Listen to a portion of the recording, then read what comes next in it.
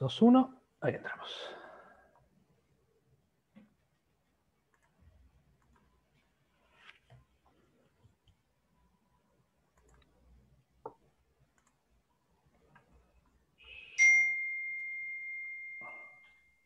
Listo, estamos compartiendo. Bueno, muy buenas tardes a todos, muy buenas tardes a todas.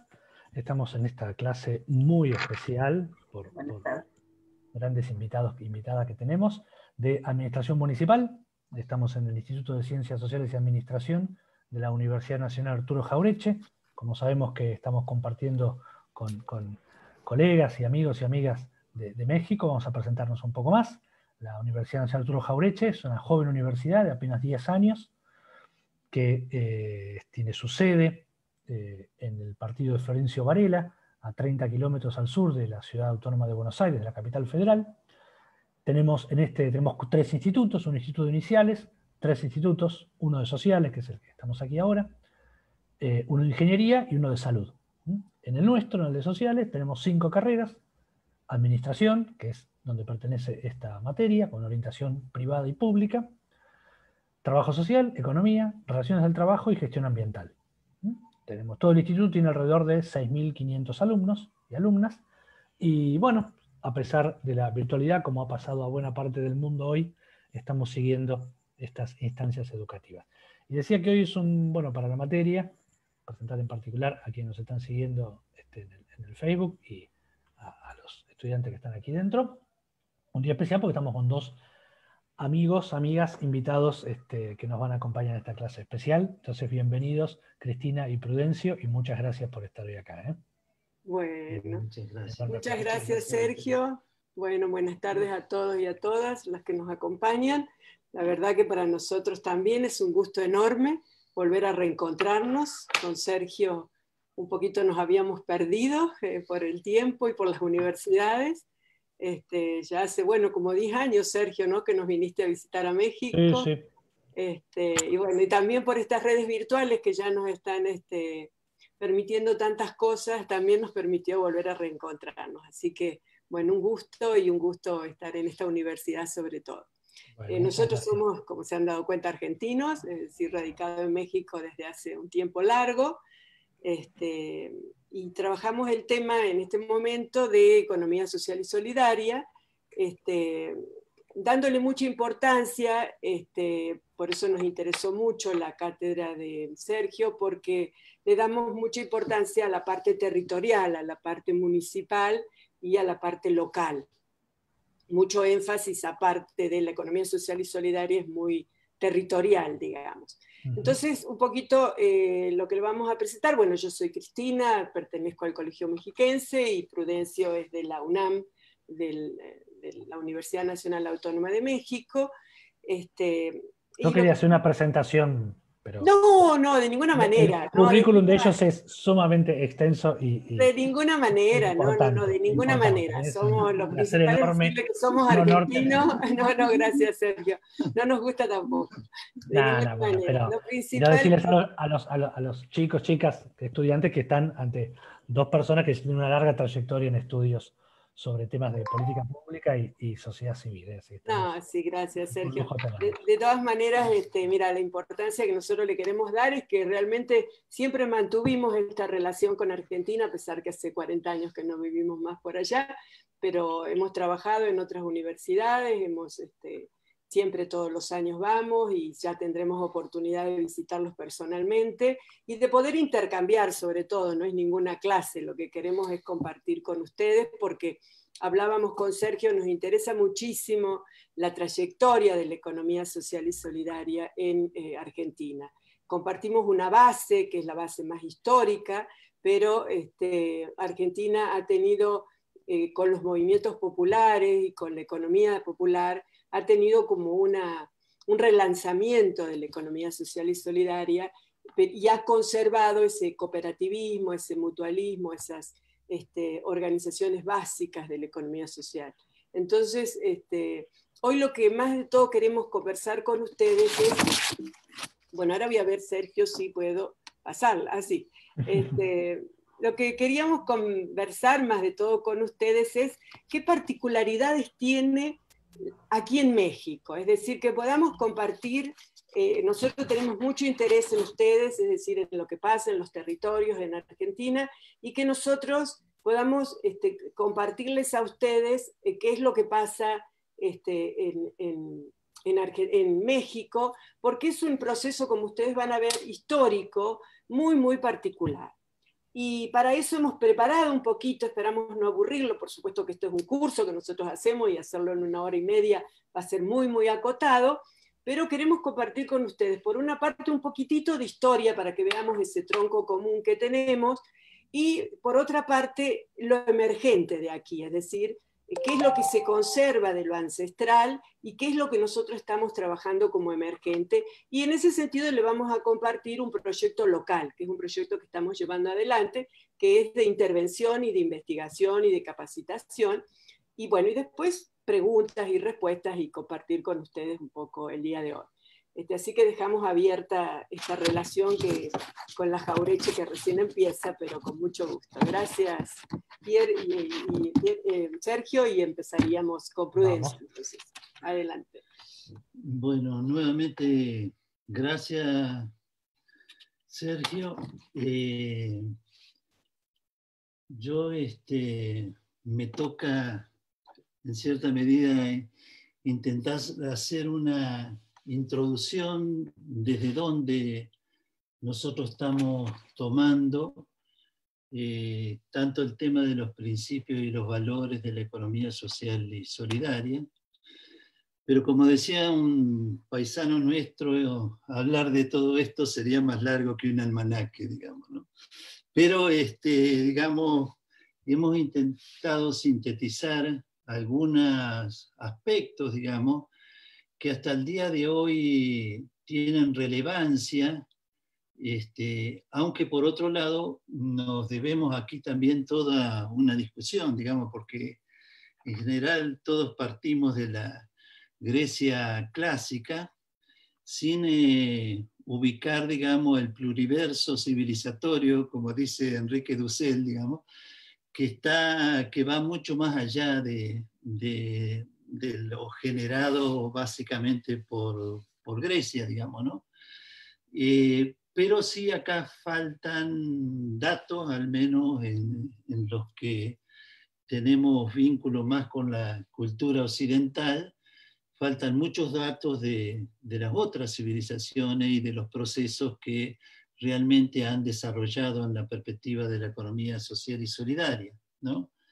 Entonces, bueno, pero refiriéndonos a la Grecia clásica, ya nos encontramos con principios o con preceptos, digamos, como la ayuda mutua en Demócrito, o bueno, la perspectiva más vinculada a las comunidades autosuficientes en Sócrates, el tema de la solidaridad en Protágoras, bueno, de la sociedad igualitaria en Platón, de la economía doméstica, que después, como veremos, viene retomado por Karl Polanyi, la libertad y la democracia por Aristóteles, o las comunidades autárquicas fundadas en la amistad y la solidaridad de Epicurio, por ejemplo, ¿no? Solo por decir algunos de los temas que hasta el día de hoy seguimos discutiendo en el ámbito de los principios y de las motivaciones de los procesos para identificar, más que la economía que se ha transformado en una ciencia más matematizada, con una visión muchas veces funcional, una intención de leer la perspectiva de lo económico, digamos, que es donde ubicamos precisamente a la economía social y solidaria, ¿no? Pero contemporáneamente nos encontramos que gran cantidad de expresiones surgieron en Occidente, básicamente, también en la Edad Media, ¿no? O sea, la vida comunitaria regida así por la ayuda mutua, con la exaltación, bueno, del trabajo material, estuvo muy vinculado a la Iglesia Católica, así como la ayuda mutua y la solidaridad a los gremios de artesanos, las corporaciones de comerciantes y a las hermandades, digamos, ¿no? Y esto también es interesante, y acá creo que hay toda una reflexión todavía incipiente en América Latina sobre los efectos de estas figuras en el proceso de la colonia, ¿no? Pero contemporáneamente, particularmente en México, nos debemos el profundizar sobre las formas de organización precolombina, digamos, y sobre todo de alguna figura, y particularmente el tequio, que hoy tiene una gran fuerza en el ámbito comunitario, ¿no? Y que se mueve dentro de la lógica de la reciprocidad y la solidaridad. Este tequio significa el trabajo que hacen, digamos, las personas de una comunidad como trabajo colectivo, ¿no? Y que se transforma básicamente en una forma de prestigio el hecho de participar en estos trabajos colectivos, ¿no? Que van desde las fiestas comunales, pero también hasta la construcción, después cuando se combinan con la economía pública, con la construcción hasta de infraestructura, digamos, en el ámbito comunitario, ¿no? Pero, digamos, esto como parte de la prehistoria de lo que sería la economía social y solidaria, ya que la misma, digamos, empieza en el siglo XIX, y particularmente con el despegue digamos, de la construcción de organizaciones de los trabajadores antes del inicio del Estado social. Si ustedes han leído a Robert Castell, digamos, explica muy bien todo este periodo, digamos, y efectivamente el impulso a estas organizaciones, a estas instituciones, se debe en gran medida precisamente al primer proceso de industrialización y al comienzo de los procesos de la modernización, ¿no? Y en ese sentido, ya en el siglo XIX, hemos definido algunas corrientes, digamos, de pensamiento que han definido la orientación a nivel internacional de la economía social y solidaria. De una parte, bueno, el pensamiento del socialismo utópico, sus principales impulsores, el asociacionismo entre trabajadores, en el cual destaca Robert Owen, que en los primeros años del siglo XIX crea su primera aldea cooperativa, ¿no? Esto va a tener mucha importancia también en el proceso de América Latina, porque gran cantidad después de los procesos migratorios en Argentina, en Uruguay, en Brasil, etcétera, etcétera, así como en México también por otro fenómeno que después vamos a entrar en particulares, digamos, van a estar inspiradas en parte a este pensamiento del socialismo utópico, ¿no? Pero también nos encontramos con el impulso al mutualismo, digamos, que también viene planteado por Proudhon en esos años, inicios del siglo XIX, y contemporáneamente se van creando también bancos mutuales, por ejemplo, en el caso de Estados Unidos, también ya en este periodo. Lo mismo sucede en el caso de Europa, particularmente Alemania, Francia, Italia. Y esto tiene, como les decía, bueno, una fuerte repercusión en nuestros países y en nuestras realidades, ¿no?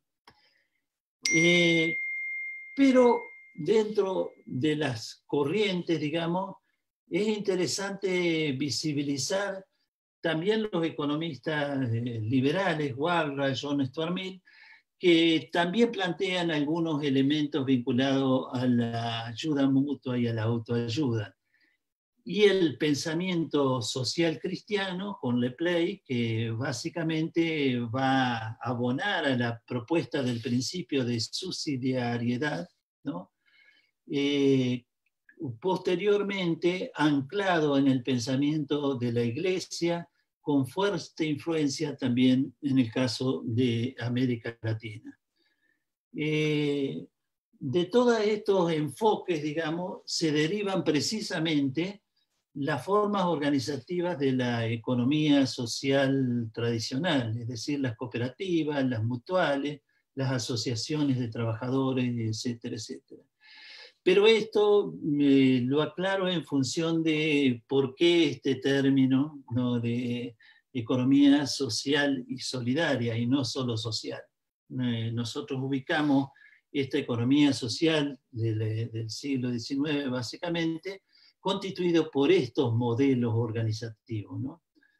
Estas corrientes tendrán un peso significativo también en México, tanto en la Revolución del 10, la Revolución Campesina, digamos, del 10, como en el proceso posterior, y particularmente durante el cardenismo, como veremos en un momento, que nos va a plantear Cristina, y la etapa que va a estar asignada desde el segundo posguerra, y acá sí quiero ir a ver el proceso de diferenciación entre lo social y lo solidario, va a tener que ver con el pensamiento de lo económico, como les decía hace un momento, planteado por Karl Polanyi, quien hace, bueno, la distinción entre economía sustantiva y economía formal.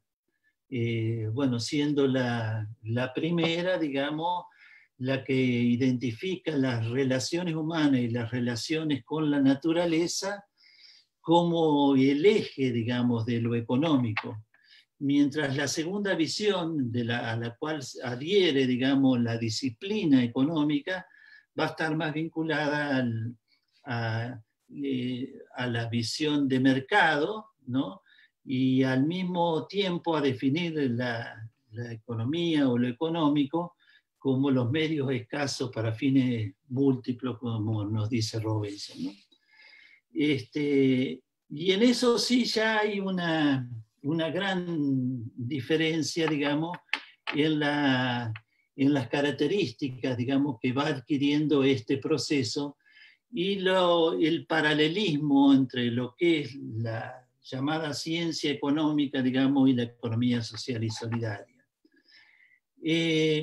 Entonces, las motivaciones y los principios de lo económico incorporan e incluyen el intercambio de equivalentes como en el mercado, pero incluyen también el tema de la redistribución a través de la economía pública, y el de solidaridad y reciprocidad como el de la economía social y solidaria, ¿no?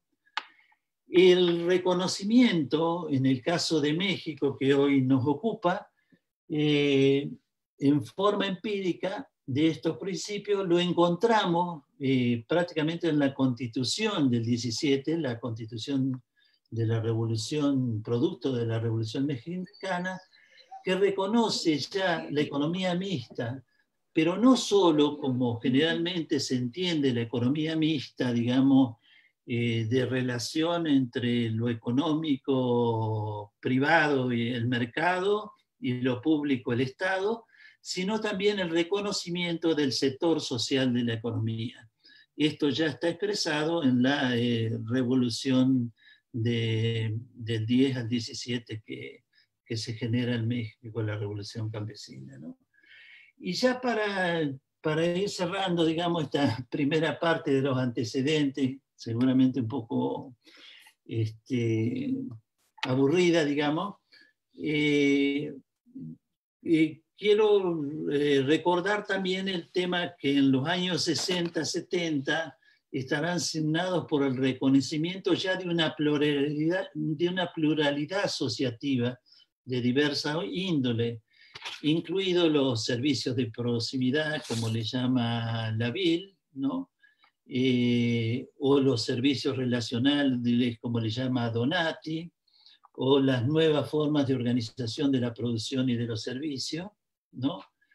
Y sobre todo una pluralidad asociativa de movimientos sociales que aparecen en México, junto con lo ancestral, que le darán la característica de solidario, básicamente en México, respecto a los otros países de América Latina.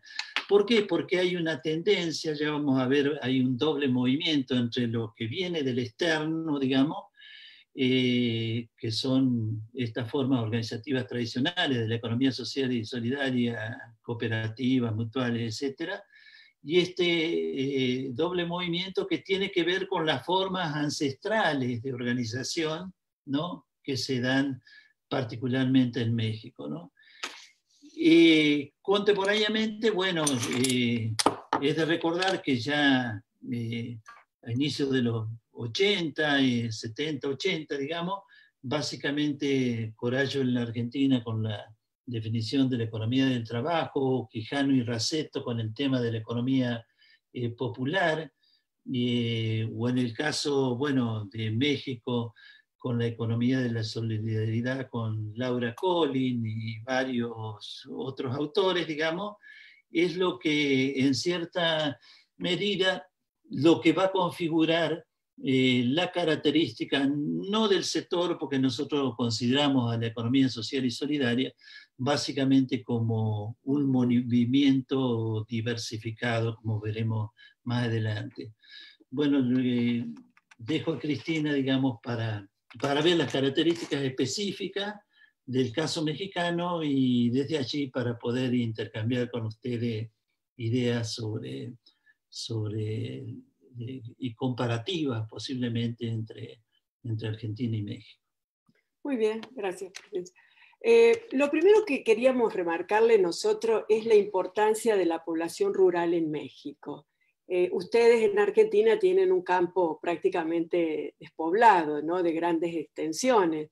Y es cierto que en el mundo hubo como una concentración urbana y las ciudades empezaron a tener una gran importancia y el campo fue como quedando, digamos, perdiendo la importancia que tenía. Pero en México, y estas son cifras actuales, la población rural representa el 23% de la población total. Y podríamos decir de que 6 de cada 10 personas habitan en zonas rurales y lamentablemente son la población quizá más pobre del total de la población. Entonces, este es un dato muy importante porque aunado a este dato que les voy a dar ahora, quiero que ustedes se den cuenta de qué estamos hablando cuando hablamos de economía social y solidaria en México. Es decir, en México, de todas estas tierras rurales, el 52,1% de las tierras en México son de propiedad social.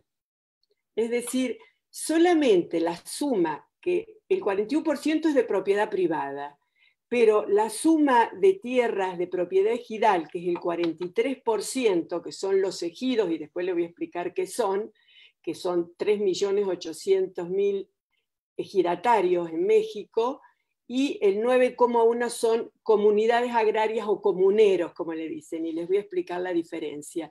Pero esto quiere decir que la suma es mayor que la de la propiedad privada, para que ustedes se den cuenta lo importante que es trabajar con esta población, con estos ejidos y con estos comunes, que no es lo mismo que comunidad. La comunidad generalmente es la de las sociedades indígenas, viven en comunidades, digamos, que también pueden ser ejidales, pero acá se llaman comuneros. Entonces, les digo esto para que vean que ya hay una diferencia fundamental a hablar de propiedad social de la tierra, ¿no? Ustedes que vienen ahora de pasar por lo que lo ha pasado en Entre Ríos y cuando se quiere recuperar algún pedazo de tierra, lo que puede llegar a pasar. Bueno, pero aquí tampoco todo es color rosa, porque imagínense que los ejidos y las tierras comunales fue la gran reivindicación de la Revolución Mexicana, es decir, la bandera del movimiento zapatista, que fue liderada por el caudillo del sur, Emiliano Zapata. no el zapatismo contemporáneo, digamos, de Chapa, que después retoma el nombre y también reivindica la autonomía indígena, pero Emiliano Zapata lo que reivindicaba era la propiedad de la tierra es de quien la trabaja, ¿no es cierto? Entonces esa fue la bandera de la Revolución Mexicana, con el caudillo del sur y el caudillo del norte, que era Pancho Villa, ¿no? Entonces, esta revolución que fue fraguada entre 1910 y 1910 fue fundamentalmente, 17, fue fundamentalmente un movimiento antilatifundista y fue el único de América Latina, por eso es tan importante y tan vigente todavía, ¿no? Es decir, imagínense que la Constitución, como decía Prudencio, del 17 es una aportación al constitucionalismo universal, porque fue la primera constitución de la historia que incluye derechos sociales, ¿no? Expresados en el artículo 3, 27 y 123. El que vamos a ver mucho nosotros, el 27, porque es el que va a responder más a la de ejidos y comunas, ¿no?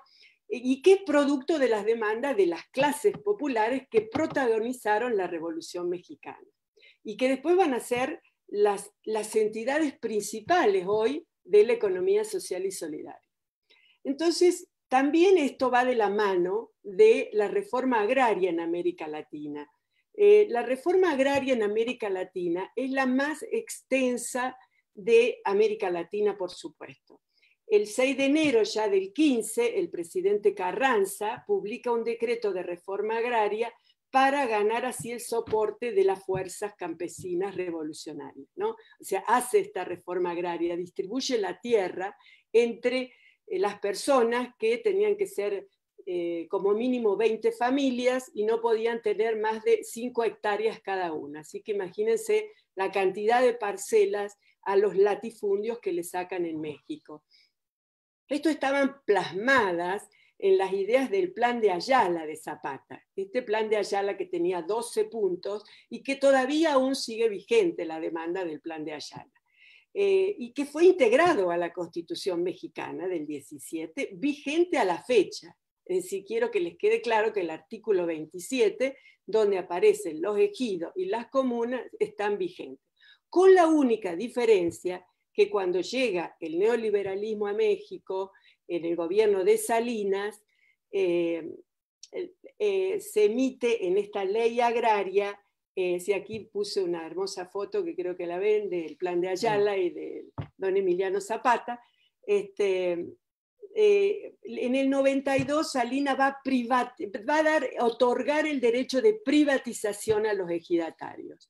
Pero no se crean que tuvieron éxito, es decir, ¿por qué se quería hacer este derecho a la privatización? Porque se firmó el Tratado de Libre Comercio con Estados Unidos, se necesitaba recuperar el campo que era una zona muy atrasada, porque a pesar de la revolución, a estas parcelas no se le dio la atención que merecían, ni tecnológicamente, ni de capacidades, ni entonces fueron tierras que empezaron a entrar en no ser productivas, a alcanzar solo para la subsistencia, y cuando llega el Tratado de Libre Comercio, lo que se necesitaba era activar al campo. Entonces van a tener una sucesión de gobiernos de que van a ir destruyendo, pero no vendiendo, porque ya les voy a mostrar, a pesar de todo siguen siendo propiedad ejidal, es decir, hay una gran pugna dentro de los ejidos al día de hoy entre los viejos ejidatarios.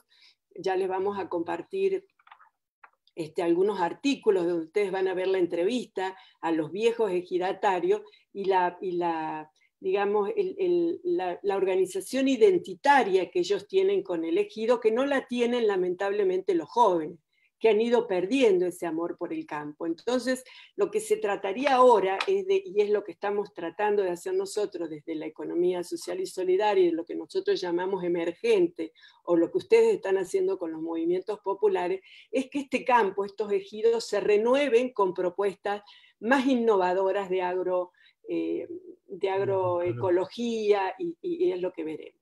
Pero entonces, esta propiedad social comprende formas identitarias, como especificidades respecto a espacios individuales, es decir, es donde la gente vive, que son los solares, y donde la gente produce, y son parcelas tan pequeñas que son lo que se conoce como la milpa aquí en México, habrán escuchado, ¿no? La milpa es este pedazo, esta parcela de tierra que está dentro de los ejidos, que por lo general tiene maíz, frijol, calabaza, pero que ahora se están haciendo algunas técnicas innovativas que le vamos a explicar más adelante.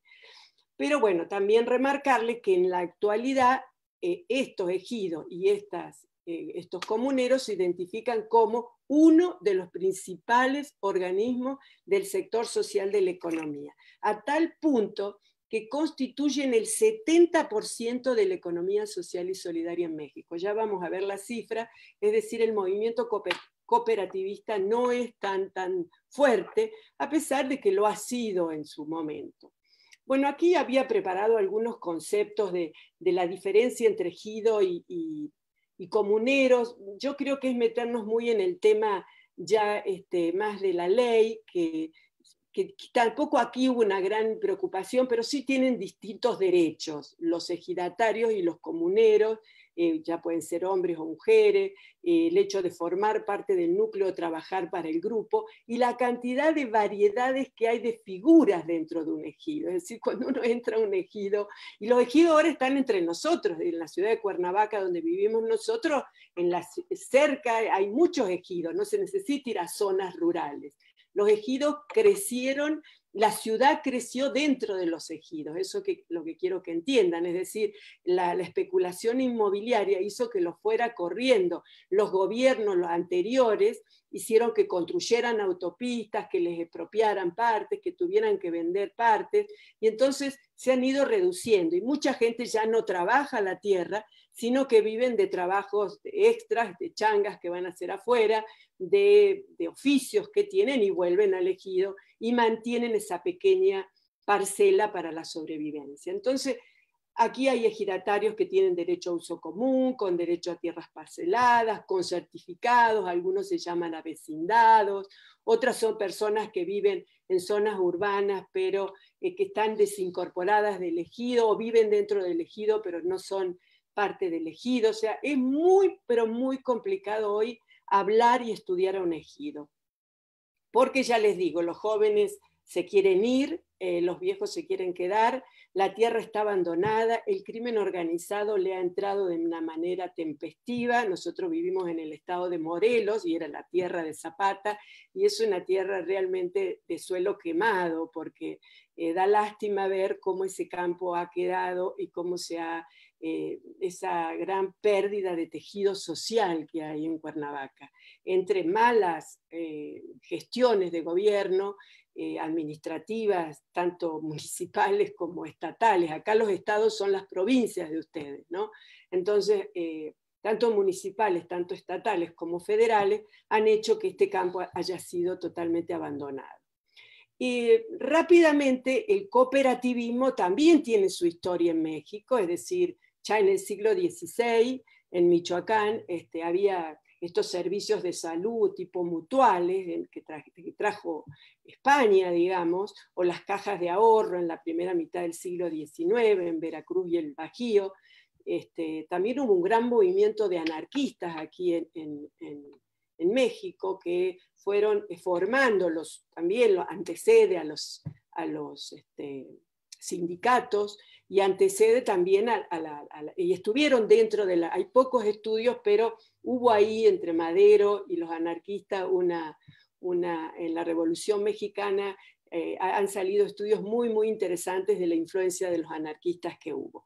Pero bueno, ya en el 1889, en el Código de Comercio, se reconocía esta organización que funcionaba de manera diferente a la, digamos, economía privada. Plutarco Calles, que se lo considera uno de los presidentes como el pionero del cooperativismo mexicano, ya había creado en el 27 un marco jurídico. Durante el periodo de las guerras mundiales también prevaleció este cooperativismo, y el gran empuje se tuvo con Lázaro Cárdenas en el 38, que se renueva las sociedades cooperativas y propugna un gran crecimiento. Pero podría decir que a partir de los años 50 el cooperativismo empieza a perder entusiasmo, empieza a decaer.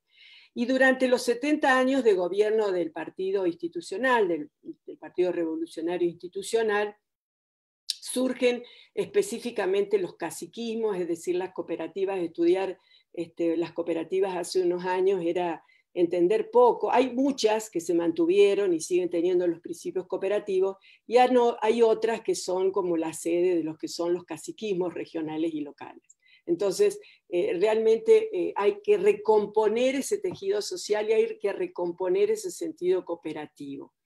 Bueno, en el 94 se crea la Ley de Sociedades Cooperativas, pero los registros de las cooperativas para sacar el número es totalmente complejo de lo que hoy hay, porque cada ministerio, acá la secretaría se llama el Ministerio de Agricultura, el Ministerio o sea, la Secretaría de Educación, la Secretaría del Trabajo, cada una tiene su registro de cooperativas. Y a su vez también está en el registro de la propiedad, porque tienen muchos prerrogativas de derecho mercantil, que eso está malísimo, y por eso todavía está siendo tan revisada tanto la Ley de Economía Social y Solidaria como la Ley General de Cooperativas.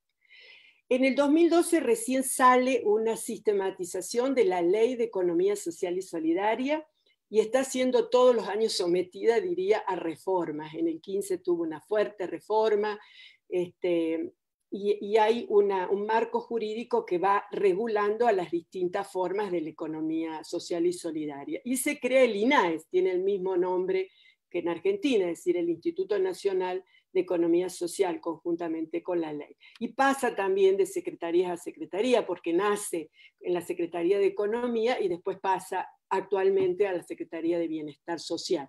Ahora se llama Secretaría no de Desarrollo Social, sino de Bienestar Social con el gobierno de López Obrador. Y entonces este INAES es el que va después a sacar una política pública, que es la que le queremos contar. Pero no sé si esta diapositiva se logra ver bien, pero las primeras son los ejidos y las comunidades, para que ustedes vean la diferencia que hay entre ejidos y comunidades y cooperativas, ¿no? Estas son las reconocidas, digamos, formales, ¿no? Los núcleos, las empresas de economía social, las cooperativas de ahorro y préstamo, no tienen nada que ver con las sociedades de productores rurales, las comunidades y los ejidos, la cantidad que hay. Perdóname, Cristina, la columna de números totales es la cantidad de esas organizaciones, y el otro es el porcentaje, porque está cortada la filmina. Sí. A ver, me voy a la anterior. Sí. Claro, esto es la cantidad de organizaciones que hay. Perfecto. Entonces, para que veas la diferencia que hay de cooperativas, que tampoco sabemos, porque algunas entidades hablan de muchísimas, pero es muy difícil lograr. Esto se llama una cuenta satélite, que la abrió el INEGI acá, el instituto que levanta las estadísticas oficiales, abrió lo que se llama una cuenta satélite. Esta cuenta satélite hizo un relevamiento de las organizaciones de la sociedad civil, con una mezcla terrible. También es muy difícil saber las que pertenecen al sector, porque puso las instituciones de asistencia privada, las fundaciones privadas, las universidades privadas. Bueno, es toda una mezcla las cuentas satélite, porque se confunde con el non-profit, o sea, ahí es casi que imposible trabajar. Pero aquí hizo un gran esfuerzo para poder ver si podíamos sistematizar de alguna manera de esta cuenta social, de esta cuenta satélite. Pero lo que sí sale con mucha evidencia es la fuerza del sector rural, ¿no? Perdóname, está cortado el primer renglón, que dice 115.779, ¿qué son? Sí. Son ejidos. Son ejidos. Ah, claro, qué tonta. Porque está, no lo vemos nosotros. Ahí está. A ver si la puedo, no la puedo. No, está bien, es solamente eso que no se Sí, ve. se las vamos a mandar después las diapositivas, sí, para que ustedes las tengan más y puedan entrar a la cuenta satélite, porque es muy interesante. No sé si en Argentina hay algo parecido. No. Pero después el INAES hace un catálogo posteriormente, que la llama el catálogo de las organizaciones de la economía social y solidaria. Y ahí hace como que enriquece a las que la ley ampara, pero la ley ampara muy pocas. Ampara a los ejidos, a las comunidades, a las cooperativas y a las asociaciones pertenecientes a trabajadores. Nada más, las cajas de ahorro y crédito. Pero cuando ellos van al territorio, cuando vamos al territorio, ya este catálogo que hace el INAE en el 2015 se encuentra con una cantidad y una variedad de diversidad de organizaciones formales e informales que están en etapa previa a la constitución legal, que realmente es impresionante. Y ahora con este proyecto que le vamos a compartir nosotros, también es el problema que nos encontramos, es decir, por un lado tenemos una ley que nos encaja, nos encajona, nos acota a 4 o 5 solamente formas legales, que son las que pueden acceder a fondos públicos, y un montón de organizaciones que actúan dentro de la economía social que son extremadamente novedosas, pero que no son reconocidas por la ley. Entonces, es lo que nosotros llamamos organizaciones emergentes y que son muy, muy dinámicas porque entran dentro de toda. Ahora Prudencio va a hacer un poquito el recorrido por estas nuevas. Bueno, aquí también la ley agraria del 92 hizo un muy buen relevamiento de los ejidatarios, los que eran hombres, mujeres, el número, y déjenme decirle que ahora con López Obrador se está renovando el registro de los ejidos. Es decir, se está viendo a quién le sacaron tierras, a quienes le compraron tierras de manera ilegal. Es decir, se está haciendo un relevamiento con el registro, que justamente el director es una persona muy, muy querida de aquí de Morelos, y a quien podemos invitar algún día a conversar sobre el registro de los ejidos, porque sí hay muchas en cuestión. Existe incluso un tribunal de la reforma agraria aquí. Es decir, acá hay un procurador que no tiene que ver con la justicia ordinaria, sino que es de la reforma agraria, se llama. Entonces, para que ustedes vean la cantidad de conflictos que hay con estos ejidos. Bueno, nosotros, y acá le daría un poquito la palabra a Prudencio, lo que hablaríamos es, y lo hemos denominado ausencias jurídicas, presencias territoriales, porque precisamente tiene que ver con el territorio, con los municipios. Por eso le decíamos a ustedes, ahora que están haciendo el trabajo y se han dividido en esos 8 grupos, ver cuáles son las tradicionales, ¿no? Y cuáles son las más emergentes que hay, las nuevas, las que tienen otras características y que están surgiendo en los territorios. Sí, bueno, en ese sentido simplemente subrayo algunas cuestiones de la economía social y solidaria, digamos, en términos de organizaciones, como decía Cristina, múltiples, y que van, bueno, y eso sí, ubicarlas, digamos, dentro de lo que son las comunidades ancestrales, bueno, sobre todo expresadas en ejidos, comunidades, bueno, sociedades de productores rurales, y por el otro lado, bueno, lo que se junta, que viene más de la relación con el externo, que son las típicas cooperativas, las mutuales, las asociaciones de trabajadores, etcétera, etcétera, ¿no? Pero además hemos encontrado lo que llamamos experiencias emergentes, y sobre lo que precisamente estamos trabajando, porque estas experiencias, digamos, en cierta medida pueden replantear la recuperación del tejido, bueno, económico, social degradado en el campo, y por otro lado relacionar de otra forma lo rural con lo urbano, con modalidades de tipo más sustentables y a escala, ¿no?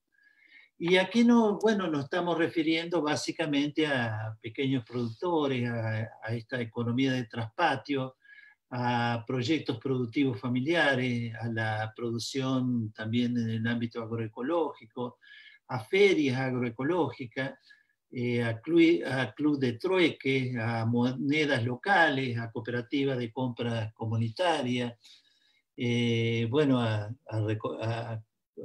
asociaciones de recuperación y reciclado, a microcréditos, bueno, a cooperativas escolares, bueno, comedores autogestionados, asociaciones de bienes y servicios vinculados a la economía de los cuidados del ambiente y de las personas vulnerables, ¿no? Y en eso me interesa resaltar un aspecto en el cual México tiene mucha relevancia, que tiene que ver con con la producción orgánica del café, digamos que con el comercio justo, que va a basarse básicamente en el cambio de la relación entre consumidores y productores, digamos, ha dado un impulso fundamental, ya que esta forma de la producción del café orgánico se va a ver como una forma tradicional de producción, porque viene del modo ancestral, como las comunidades indígenas cultivaban el café, pero que sin embargo produce una irrupción en el mercado incluso internacional, cuando hubo una gran caída de los precios del café en los años 80, ¿no? Por otro lado, la renovada producción orgánica y agroecológica, conocida como la milpa recargada, ¿no? Que es la parcela que generalmente de autoconsumo para hacer la tortilla con el maíz y también los frijoles, viene intercalada con árboles frutales, ¿no? Y esto se conoce, bueno, como sistema MIAP, etcétera, etcétera, que es una técnica ancestral recuperada ahora por algunos campesinos, digamos, y que va a tener que ver con esta incorporación a estas nuevas formas de producción más de carácter agroecológica y orgánica, pero que al mismo tiempo sirven como para valorar, digamos, lo que sería la misma estructura minifundista en la cual están construidos digamos, la base de los ejidos, digamos, ¿no? Otra que quiero también resaltar es la agricultura chinampera, ¿no? Chinampa en náhuatl significa cerca de las cañas, digamos. Si alguien, usted estuvo en Ciudad de México, se puede ver esto en Xochimilco, que es un lago con parcelas sembradas y que viene de la sociedad azteca. Esto estaba totalmente abandonado, pero hay ahora grupos, incluso de restaurantes así de gourmet, que han recuperado parte de esta producción, incluso con parte de esa población local remanente en estos lugares, ¿no? También la agricultura sostenible en el ámbito de ladera, el manejo comunitario de bosques y de selva, bueno, el turismo agroecológico, la defensa y la preservación de los distintos tipos, innumerables tipos de maíz, y plantas medicinales y alimentarias nativas, como el cacao, la vainilla, el amaranto, muy demandada también en el ámbito del comercio internacional, ¿no? O sea, esta construcción de lo emergente, surgida dentro de las mismas estructuras tradicionales, digamos, va a ser uno de los componentes más interesantes, estimulantes, digamos, de ver en función de resolver de alguna manera la crisis social en el campo, ¿no?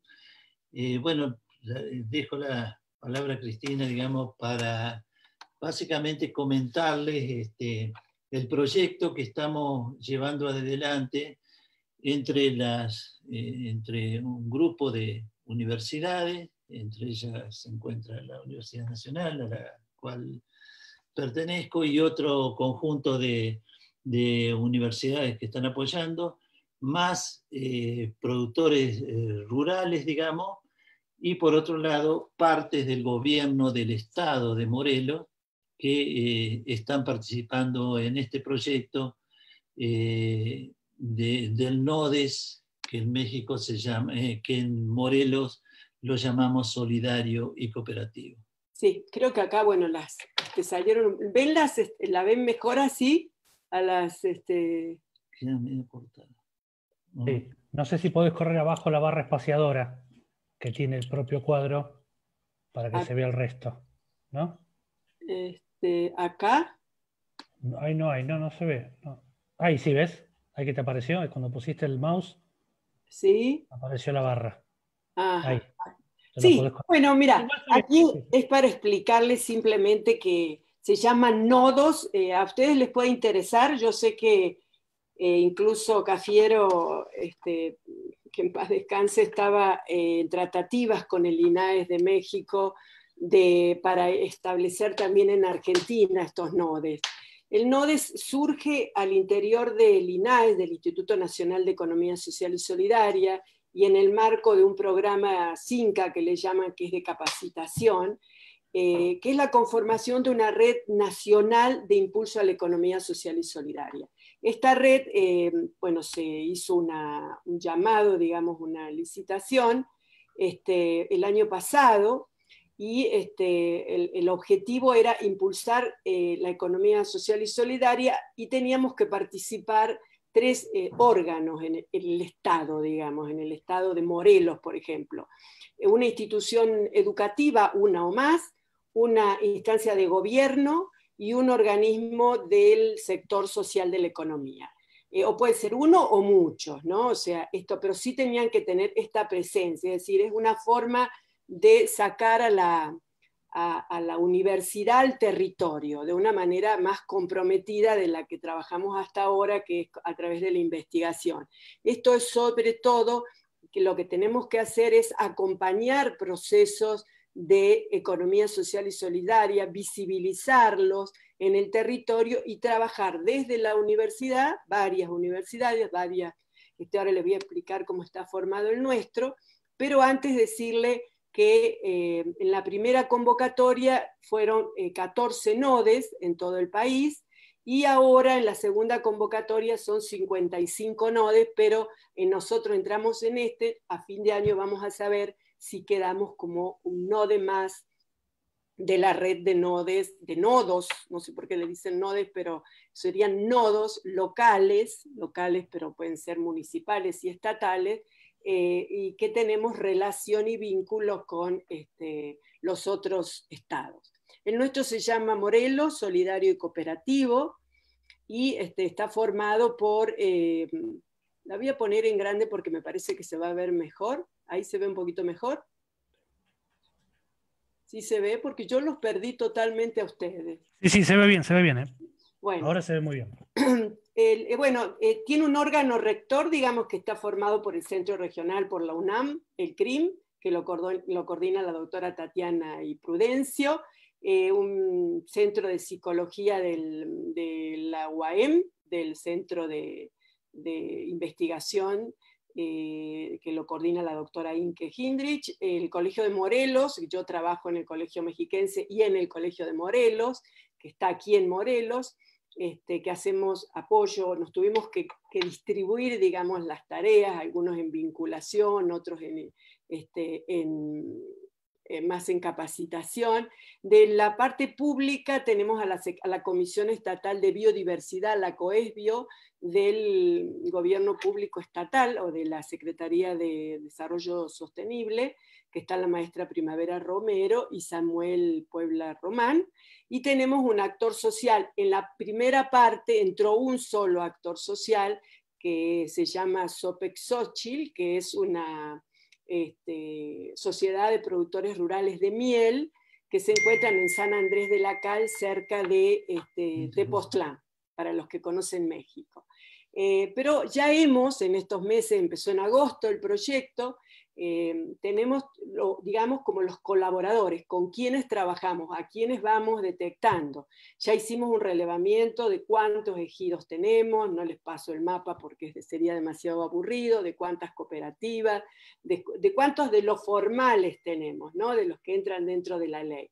El trabajo grande que estamos haciendo ahora es con las organizaciones, digamos, que podrían o cambiar de su digamos, modalidad de productiva, incorporar más lo emergente, como llamamos nosotros. Entonces tomamos 3 ejidos, el ejido de Tetela del Monte, el ejido de Acapancingo, que está prácticamente acá en la ciudad, y otro, el ejido de Chapultepec, que no está aquí, pero también lo tomamos. Son 3 ejidos. Tomamos el mercado verde, sobre todo, porque veníamos trabajando hace mucho nosotros con el mercado verde, porque son 154 expositores, de los cuales entran mucho de agroecología, de orgánico, también digamos, de productos locales, y hacen una feria, un mercado agroecológico una vez por mes en 4 municipios del estado de Morelos. Entonces, realmente para nosotros el mercado verde es un fuerte referente que queremos trabajar en capacitación, en orientación, en temas jurídicos, en temas de economía social y solidaria, porque lo que tenemos y estamos convencidos es que las cooperativas no se crean desde arriba, sino que lo que tenemos que formar es trabajadores de la economía social y solidaria, o sea, no formar antes la cooperativa, sino los cooperativistas. Después trabajamos, bueno, acá estaba el ejido de Chapultepec, sí. Trabajamos con una sociedad civil con la cual nosotros teníamos mucho vínculo. Sergio sabe que nosotros trabajábamos mucho con organizaciones de la sociedad civil, y entonces estas organizaciones hoy en día están tratando de pasarse o formar parte de manera conjunta con algunos grupos que estaban atendiendo en algunas zonas muy vulnerables, por ejemplo, un grupo de ceramistas de la colonia 3 de Mayo, y formar alguna figura legal como la de cooperativa y ayudarlos o formarlos o abrirles nuevas posibilidades de mercado. Y trabajamos con 2 grandes que ya veníamos trabajando de hace mucho, instituciones, que es la Universidad Campesina del Sur. Su anterior director es el que le digo que ahora es el director federal del registro de la propiedad de los ejidos, con la Universidad Campesina del Sur, que ellos tienen a su vez muchísimas comunidades alrededor. Y la Unión de Pueblos de Morelos. La Unión de Pueblos de Morelos también tiene muchísimos grupos de productores locales, tiene mucha presencia en el territorio, en la parte rural, y tiene mucha presencia también en el combate, digamos, con los puntos del Plan de Ayala y con el campo resiste, digamos, ¿no? Sin campo no hay, ¿cómo es el lema? Sin campo no hay, bueno, no me lo acuerdo en este momento. Otra de las organizaciones que nosotros le decimos emergente o por ahora las llamamos satélites, porque son las que estamos identificando, es un grupo que se llama Delicatese, que es un grupo de productores locales que se han unido para abrir distintos negocios en el estado de Morelos, para de una forma más comunitaria poder hacer la venta de sus productos. Después hicimos un trabajo de campo sobre Sierra Encantada, esto se lo vamos a compartir, que es una productora de leches de cabra y derivados, que es realmente una experiencia maravillosa, que exporta en este momento, y que es una empresa social, aunque la empresa social aquí en México no está reconocida como tal.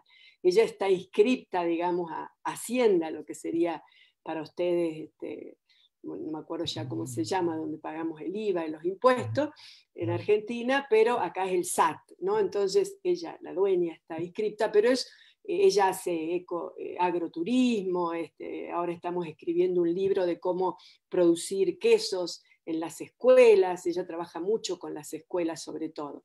Después estamos trabajando con Tierra Madre, que forma parte del Mercado Verde, pero es un grupo de mujeres que también la atiende una organización de la sociedad civil.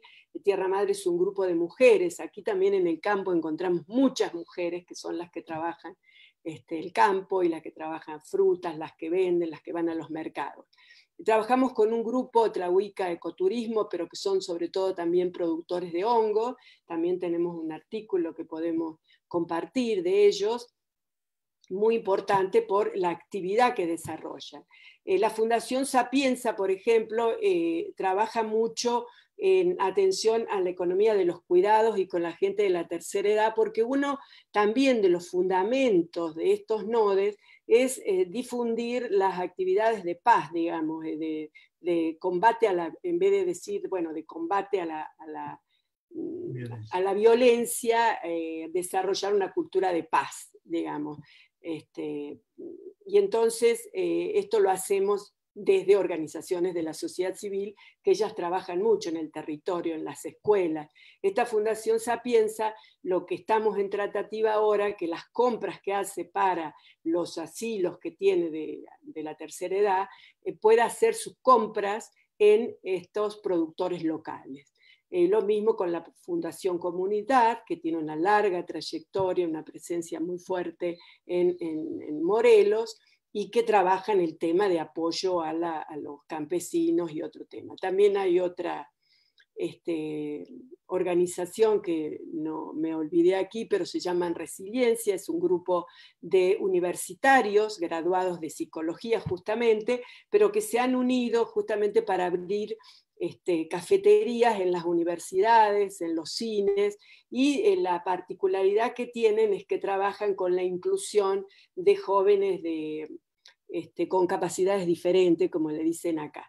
Es decir, trabajan mucho con jóvenes sordomudos desde las escuelas y forman parte, digamos, de la cooperativa que ellos trabajan en estas cafeterías donde compran el café justo, y también en el comercio justo, digamos. Y después estamos extendiéndonos a otras entidades más pertenecientes al gobierno, como el Centro Estatal de Prevención de Violencia y Participación Ciudadana, el Centro de Derechos Humanos, el DIF de Morelos, que es el que atiende a la niñez, digamos. Entonces, las estrategias que estamos desarrollando es fundamentalmente investigación, es decir, estudios de caso, pero no queremos agarrar a estas asociaciones como animalitos y estudios de caso de laboratorio, sino acompañarlas en el proceso, es decir, capacitarlas, compartir con ellos lo que necesitan desde la universidad. Déjenme decirles que no tenemos presupuesto, entonces es más difícil todavía trabajar y estamos en pandemia, es decir, por suerte contamos con un equipo de jóvenes, hemos involucrado a muchísimos estudiantes de servicio social, y ellos a lo mejor son los que se animan más a ir a territorio, y algunos de los investigadores también se animan. La UNAN hasta ahora no deja salir a territorio, entonces es un poquito difícil en los 6 meses que nos tocaron. Pero bueno, estamos llevando investigación adelante bastante interesante, estamos haciendo mucha divulgación y difusión y publicación a través de webinars que organizamos de temas de paz, de temas de agroecología, muchos talleres que nos ayuda precisamente la COESBI o gobierno. Estamos haciendo mucho fortalecimiento y acompañamiento de todo tipo, es decir, lo que van necesitando,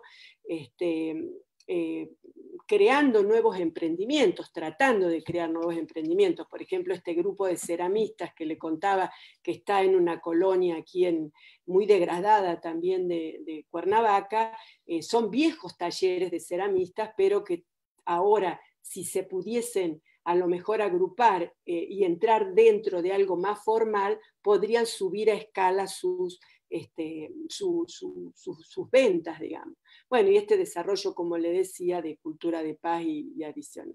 Y también aquí lo que queremos es darle un poquito de identidad a este NODE, que lo hemos dividido en 4, digamos, parámetros, ¿no? Que es construir no sé si Prudencio aquí lo quieres explicar. Sí, no, básicamente esta identidad por el tipo de actividad, digamos, la hemos resumido a partir del tipo de actividad que tenemos hasta ahora, ¿no?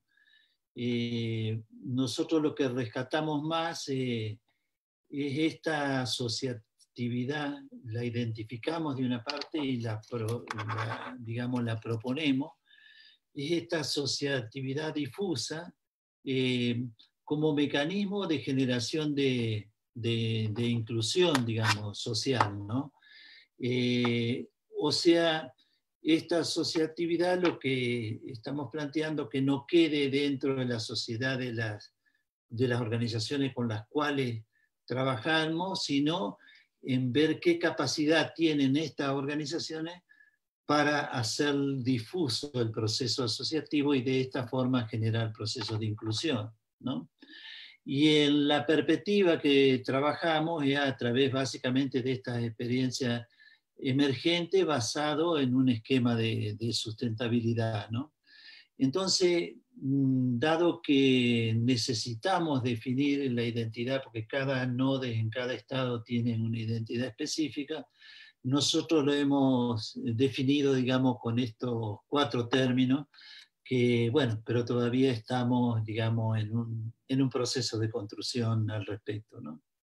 Estaríamos un poquito cortos con el tiempo, creo, Sergio, porque ya son las 4:20, pero bueno, aquí tenemos, después se los vamos a compartir, las redes sociales en las cuales estamos, como Nodes Modelo Solidario y Cooperativo. A mí me hubiera gustado hablar un poquito de la metodología, de la pedagogía, pero rápidamente la parte que estamos trabajando más es recuperar conocimientos, técnicas tradicionales, apropiadas en los territorios donde se desarrollan sus proyectos, partiendo de una pedagogía situada, del desarrollo situado, digamos, ¿no? Es decir, esta pedagogía que viene de la pedagogía popular de Pablo Freire, pero que la podemos actualizar con todo lo de la pedagogía más situada y con el desarrollo territorial, digamos, ¿no? Y si tendríamos que entrar a un poco las conclusiones, bueno, decirle que realmente entonces el nombre que le pusimos de caleidoscopio es porque se va a juntar esto ancestral con esto emergente, que está muy, muy presente, a pesar de un marco jurídico muy limitado y ambiguo que tenemos que trabajar mucho con los parlamentarios, y es un trabajo que se está haciendo. Tenemos una asociatividad difusa, como decía Prudencio, formal e informal, pero que hay que seguirla promoviendo. Tenemos procesos corporativos clientelares todavía y una inseguridad territorial. Morelos es uno de los estados más asediados por el territorio, es un territorio en disputa, porque si estos ejidos van quedando vacíos, digamos, ustedes lo sabrán, los espacios vacíos van siendo diputados, hay una gran disputa, una gran tensión entre, digamos, el crimen organizado y el gobierno. Entonces, aquí este es un tema todo a trabajar. El plan de Ayala vigente, que hay que seguirlo trabajando porque son reivindicaciones de política pública, de contar con enfoques también educativos mucho más actualizados, que nos ayuden a fomentar, por supuesto, estos sistemas agroecológicos, revalorizar, por supuesto, los circuitos cortos de valor, es decir, terminar con la dependencia esta que tenemos y acercar los productores a los compradores, ¿no? Y que a los consumidores, y que el consumidor sepa lo que compra, y también trabajar mucho el tema de la alimentación, ¿no? Que esta política pública sea cada vez más inclusiva, más portadora de derechos, y que va a significar revisar viejos y nuevos problemas, porque también está el problema de la tierra, todo este conflicto que les contábamos antes, está el problema de la escolaridad, está el problema de los planes escolares, que aquí están, por ejemplo, los institutos agrotécnicos, que habría que revisar ahí una cantidad de cosas impresionantes, cómo promover, por ejemplo, las compras públicas a los productores locales, que si ellos no producen a escala, lo que nos contestan a veces es que les es imposible al gobierno comprarles porque no consiguen precios. Entonces es un gran reto aumentar la productividad. También estamos en el gran desafío de poder acompañarlos en diseñar plataformas para que puedan entrar productores y consumidores en el marco de la pandemia.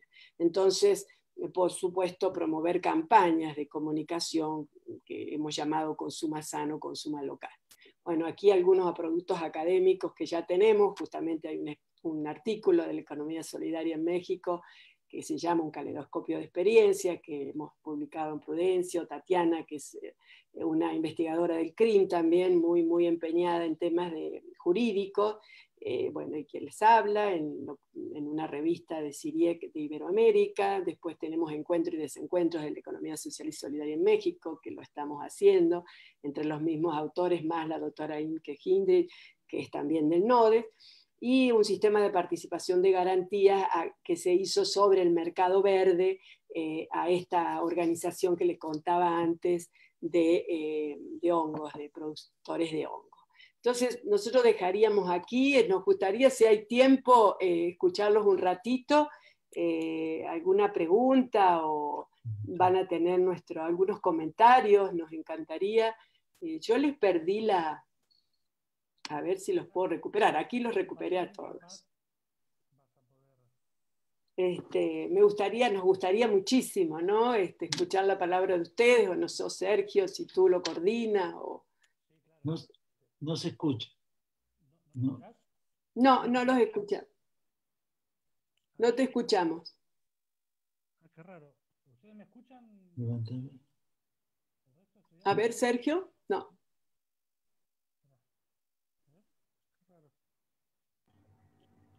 No se escucha el profesor, me parece, ¿no? No me escucha el profesor. Sí. Claro, porque nosotros sí estamos escuchando.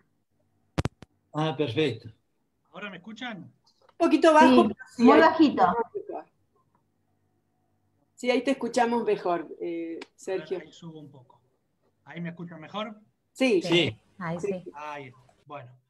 No, bueno, la verdad, yo tengo por lo menos 1000 cosas para preguntar y comentar. Me pareció súper interesante. Yo obviamente conocía algunos rasgos generales de estos temas, pero no de ninguna manera la sistematización que ustedes están haciendo, ¿no? De paso, contarles y darle la bienvenida a la profesora María Elía da Costa, que es profesora en nuestro instituto, que da la materia de Derecho Municipal, ¿sí? En esta orientación que nosotros tenemos, y contarles que además nosotros tenemos una materia en la carrera de Trabajo Social que se llama Economía Popular, y que las profesoras Florencia Iglesias y Liseta Aguirre Negrete no podían hoy, pero que van a usar este material para su clase.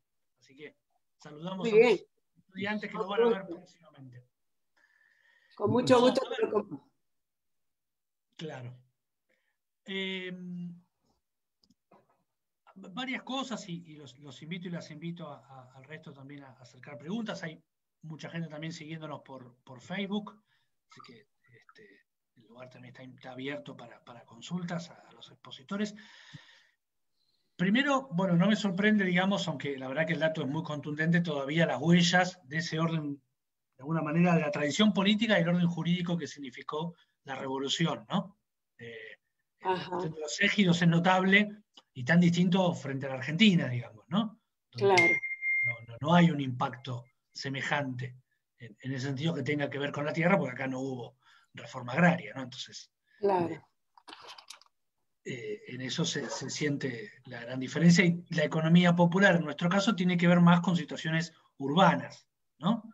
Claro. En nuestro caso de Varela, en Florencio Varela tiene la mayor producción frutihortícola del periurbano, ¿no es cierto? O sea, la verdura que se consume en el área metropolitana de Buenos Aires proviene o de Florencio Varela o de Pilar, que es otra localidad al oeste de Buenos Aires.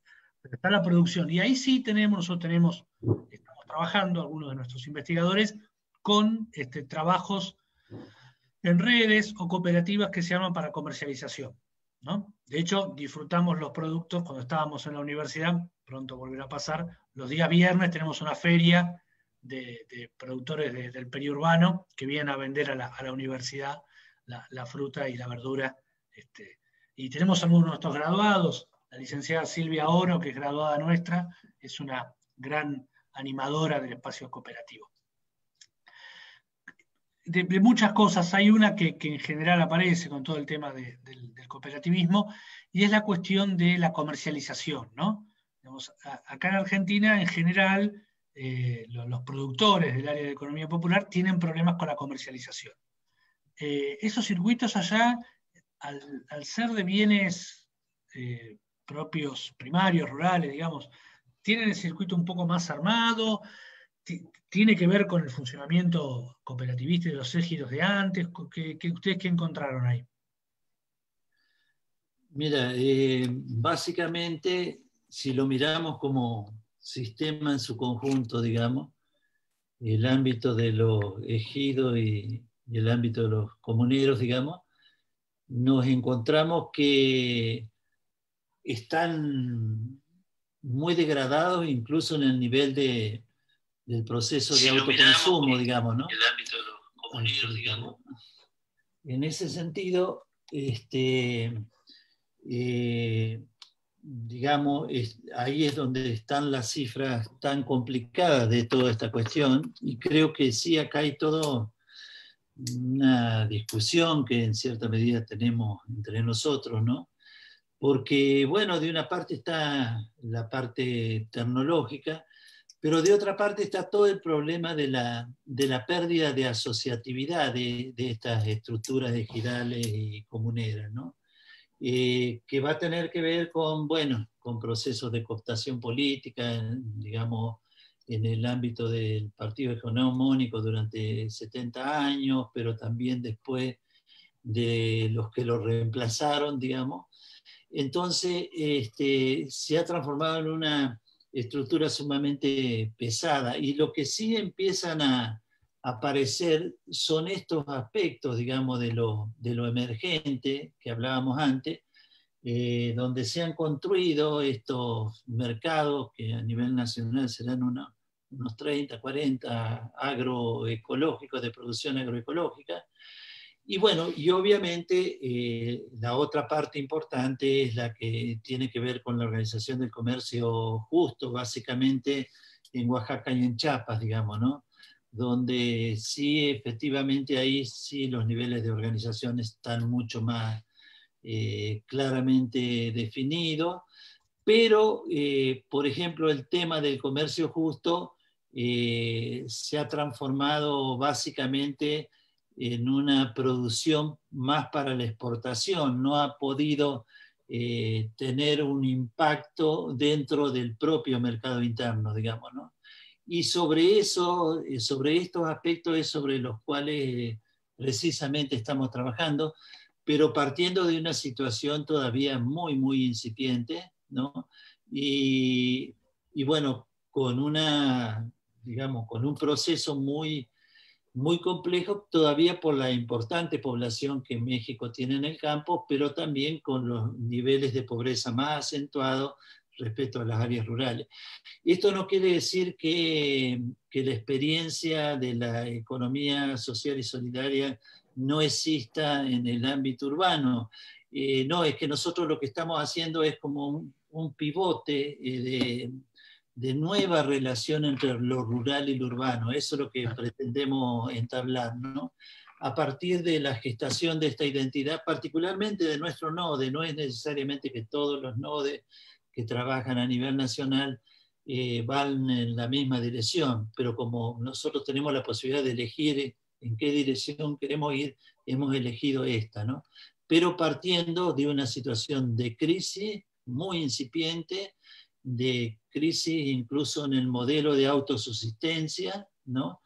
Y que en la situación actual, digamos, va a estar vinculada a buscar formas en las cuales encontremos mayores escalas, digamos, de producción, como para gestar economías más próximas, digamos, gestando estos circuitos cortos de valor, digamos, como le llamamos.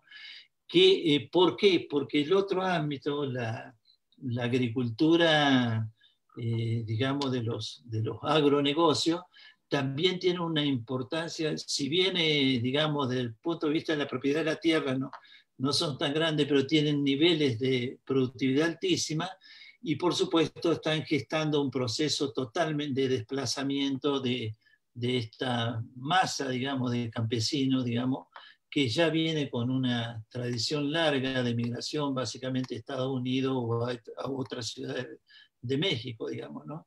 De lo que se trata es de cómo recuperar, digamos, estas formas ancestrales, combinándolos con lo emergente, para ver la posibilidad de salir precisamente de la crisis del sector agrario. Sí, ahí también, por ejemplo, hemos participado en algunas webinar que hizo el INAES de Argentina, ¿no? De las integradoras, es decir, de los camiones del norte que vienen y se van con mercadería, y como un intercambio de mercadería. También en la Ciudad de México, por ejemplo, ya un grupo de productores logra entrar al mercado de abasto, es decir, le han hecho un espacio para venta de productos orgánicos. Imagínense, bueno, ahora la pandemia cambió todo. De todas maneras, yo creo que la pandemia ha favorecido mucho a este sector, en el sentido de que la gente compra más local. Es decir, claro, por eso estamos tan apurados a la plataforma, a mejorar las condiciones de distribución, por ejemplo, porque con todos los que hemos hablado, sobre todo del mercado verde, que ha estado cerrado, por supuesto, porque era en un parque, la gente pide por teléfono, es decir, les pide a ellos se han tenido que organizar con una distribución distinta, pero no han perdido tantas ventas porque se conocen, la gente sabe a quién le está comprando, es decir, acá hay una gran demanda, una fuerte demanda, acaba de salir una ley también sobre los etiquetados, ¿no? O sea, decir que los productos de queso y de dulces y de todo lo que sale del mercado alimentario se sepa lo que se está comiendo, porque realmente... Sí, o sea, también es importante visibilizar el hecho que la pandemia ha mostrado que los niveles de morbilidad de México están básicamente en la alimentación por la cantidad de personas diabéticas, obesas, etcétera, etcétera. Entonces, estos aspectos son los que plantean precisamente la producción de lo próximo como forma de resolver también este tipo de problemas en la pandemia. Y esto es lo que estamos, digamos, planteándole al sector público, pero también a los privados, digamos, ¿no? De cómo mejorar las condiciones, empezando por las compras públicas para hospitales, cárceles, para, digamos, distintos lugares, digamos, pero también garantizando la posibilidad de desemboque a partir de construcción de nuevos mercados, digamos, que a todo el sector, digamos, desplazado de productores en el campo le den un espacio en función de que tengan este proceso de reconversión, que tengan más que ver con la necesidad de los consumidores actuales, digamos, ¿no? Claro. Una cosa importante también de remarcar que tú decías, Sergio, que bueno, cuentan con un presupuesto bastante reducido. Aquí con las políticas de austeridad de López Obrador se han retirado, bueno, las organizaciones de la sociedad civil están así en una crisis total. Y también, bueno, el INAES no ha dado recursos para esto, pero lo interesante cuando nos acercamos a las organizaciones es que nos cuentan de que ellas estaban acostumbradas a trabajar alrededor de recursos, de proyectos y recursos que le daba para tal proyecto, no sé, la Secretaría de Agricultura o la Secretaría de Economía. Y terminado el proyecto, la sustentabilidad del grupo y la sustentabilidad de la producción caía. Claro. Trabajar alrededor de un proyecto financiado también tiene sus contras. Entonces, el INAES, que nos dio un diplomado muy valioso a todos los que formamos parte del NODE, que duró 2 meses, remarcó mucho esta parte que es muy importante, porque la economía social y solidaria tiene que ver específicamente con el trabajo, poner al centro el trabajo de la persona, ¿no? O sea, la reproducción de la vida, el trabajo de la persona, y por eso decía lo local, lo territorial, ¿no? Y darle sustentabilidad en el sentido de que no hay, el único recurso que tenemos es nuestro trabajo, y las posibilidades de que nuestras herramientas puedan ser movidas a largo plazo, o sea, que sea un proyecto más despacio, pero más a largo plazo, más de venta. Claro que después tecnología se necesita, camiones se necesitan, por supuesto, ¿no? O sea que... Y que incluso, no, o sea, cuando uno plantea eso, no es que está descartando la importancia de la compra pública, digamos, que la compra estatal desaparezca. Lo que sucede es que el proyecto no puede estar sostenido exclusivamente de una cierta compra pública, incluso a veces forzado en el sentido de que el Estado lo compra para que el proyecto no se caiga, aunque no lo necesite. Y eso no es viable porque hay muchas oportunidades. La economía de plataformas propicia también muchas injusticias y explotaciones, pero también diversifica la posibilidad de encontrar clientes, en este caso, digamos, ¿no? De personalizar esa llegada. Parece que hay una ingeniería ahí, bueno, justamente nuestros estudiantes administrativistas van a tener trabajo ahí en diseñar justamente, ¿no? Posibilidades de conexión entre clientes y y productores, digamos, ¿no?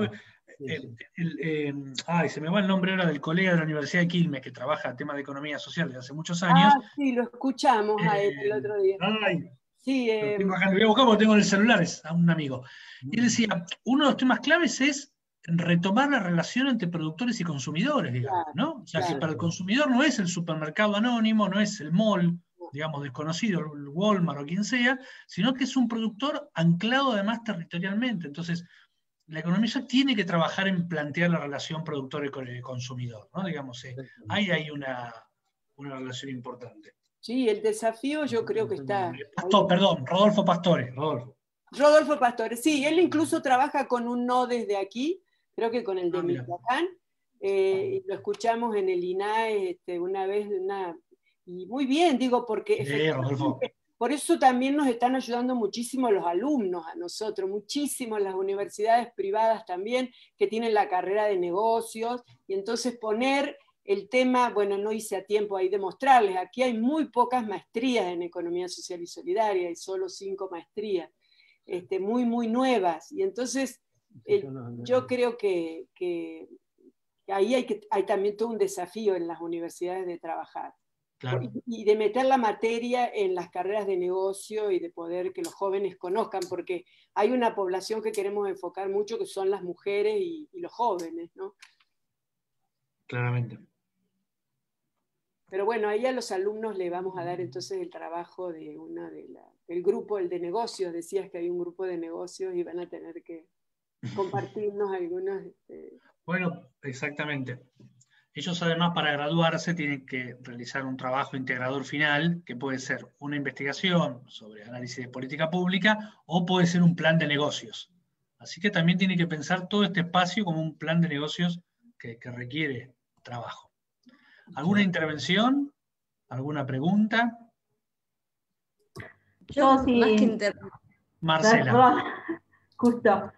No, la verdad que agradecerles porque me encantó, digamos, el conocimiento, lo que nos pudieron transmitir, y en realidad porque tal vez nosotros yo al elegir el camino de administración pública, que es al cual me quisiera desarrollar en el futuro, me parece digamos, muy interesante el tema social y acá abrieron muchas posibilidades con lo que desarrollaron. Bueno, el tema de la cooperativa, y bueno, y hablando en relación a lo que sucede en Florencio Varela con respecto a los productores locales, pienso siempre que también a veces la producción local, que ellos no ganan lo que realmente nosotros terminamos pagando en los comercios. Claro. Entonces, esta posibilidad de comprar en la facultad, por ejemplo, nos permitía comprar verduras muy frescas y a buenos valores, cosa que yo voy a la verdulería, que tal vez le compran al mismo productor, no lo pago como lo pagaba en la facultad. Entonces también sería bueno por ahí generar eso a nivel local, tal vez en algunos lugares donde se pudiese comprar como en la facultad. Digo, abre un panorama muy interesante y bueno, y obviamente para profundizar mucho más, ¿no? Pero bueno, gracias por todo lo que nos pudieron brindar. Gracias. No, gracias a ustedes. Sí, acá lo que se está desarrollando mucho entre estudiantes es las cooperativas de consumo, porque no pagan tanto impuesto y entonces es una forma de juntar a familiares y crear cooperativas de consumo para hacer compras a estos productores locales de manera conjunta. Entonces eso abarata muchísimo los costos, saben a quién le compran y efectivamente cambia la calidad de la alimentación. Cambia la calidad de la alimentación, es decir, eliminas totalmente el intermediario, ¿no? Claro. Sí, ahí hay un despliegue de alternativas organizativas, digamos, pero bueno, obviamente requiere organización y esto que vos señalabas, ustedes señalaban recién, marcos jurídicos, legales, ¿no? Cierta protección legal para que eso tenga estabilidad, pues ese es el otro punto, ¿no? Si no hay un marco jurídico que te protege. Sí, ese es todo un tema a trabajar también en las cámaras, digo, tanto locales como ampliar un poquito esto de que sí las cooperativas, acá hay un fuerte movimiento de nuevo alrededor de las cooperativas, También, bueno, hemos trabajado mucho el tema de la innovación social, porque estamos acostumbrados a esta innovación competitiva. Es cambiar los términos de las escuelas de negocio, ¿no? O sea, esto de la competitividad, de la economía privada, ¿no?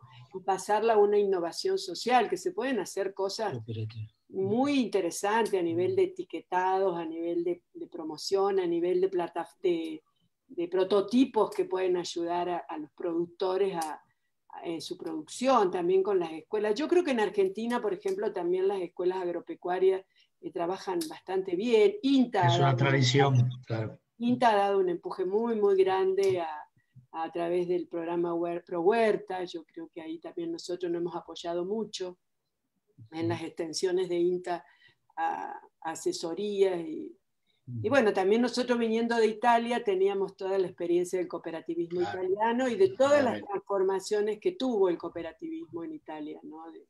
De las cooperativas grandes, de la COP, de estas grandes como la Mondragón en España, ¿no? Y después estas categorías de cooperativas un poco más chicas vinculadas a la cooperativas sociales, es decir, de atención de bienes y servicios. En efecto. Las redes, menciona acá Giselle, ¿no? Que también otro impulso importante. Sí, las redes también tendrían que cumplir un rol, y acá creo que estamos un poco en pañales, en el ámbito interregional, ¿no? O sea, de intercambiar entre estados y regiones productos que tengan que ver con productos estacionales de cada lugar, ¿no? Eso le daría otro impulso, creo, a la economía social y solidaria, ¿no? Que sí parta de lo endógeno, de lo local y demás, pero que a su vez pueda intercambiar con otros espacios endógenos y locales otro tipo de productos. Y eso, diversificar la canasta de productos, digamos, y también de servicios, podría ayudar mucho más a la escala de la economía social y solidaria. En eso las redes son fundamentales. Todo un desafío que tenemos por delante. La pandemia. Muchísimo. Bueno, Cristina, Prudencio, no queremos abusar del tiempo de ustedes. Agradecerles muchísimo. Esta vez no sé si se puede dejar de compartir, así aunque sea nos vemos. Sí, a ver cómo hago para... Hago yo, a ver. A ver, ¿de qué creo que creo que yo no, tenés que hacerlo vos. La famosa foto. Claro. Pero ¿cómo los hago ustedes grandes? ¿Así no? No, tenés que ir a dejar de... Arriba tiene que aparecer una barra verde. Ajá. Dejar de compartir a la derecha. Ajá. Dejar de compartir. Dejar de compartir, exacto. Ahí. Ahora. Perfecto, muy bien. Ahora vamos a sacar la foto. Ahí estamos. Perfecto, les voy a sacar la foto. En serio, muchas gracias por su tiempo. Les vamos a compartir entonces los artículos y las diapositivas. Genial. Para que puedan compartir y con mucho gusto leemos, compartimos, les enviamos. Y no nos perdamos 10 años, Sergio, porque ya va a ser... No. La próxima vez que sea más pronto. La próxima, tú eres más joven, la próxima ya no nos vas a encontrar en ninguna red, que sea una red muy grande. Pero bueno. Cumplimos años, mejor no. Un poquito más bueno, muchísimas gracias de vuelta y quedamos al habla. Gracias a todos ustedes, gracias, chicos. Gracias. Un gusto. Gracias también a los que nos siguieron en las redes. Gracias, chao. Gracias, María. Chao. Vamos a finalizar esto ahora, la transmisión.